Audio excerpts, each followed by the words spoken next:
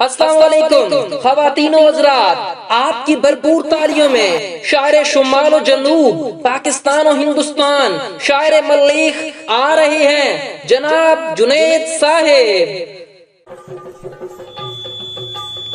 अर्ज किया है, रिमशाद तो पागल लड़की थी, फैशनों के चक्कर में यूं फरेब खा बैठी, रंगोरा करने की हर दवा मंगा बैठी, थी दवा जो खाने की वो दवा लगा बैठी, जो दवा लगानी थी उस दवा को खा बैठी और इसी हमाकत में अपनी जान गंवा बैठी। रिमशाद तो पागल लड़की थी।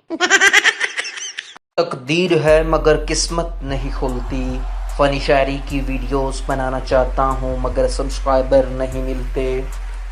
तकदीर है मगर किस्मत नहीं खुलती, सब्सक्राइबर मिल गए हैं मगर वीडियोस को लाइक नहीं मिलते। तकदीर है मगर किस्मत नहीं खुलती, सब्सक्राइबर और वीडियो को लाइक मिल गए हैं मगर कमेंट नहीं मिलते। Like, subscribe, share and comment.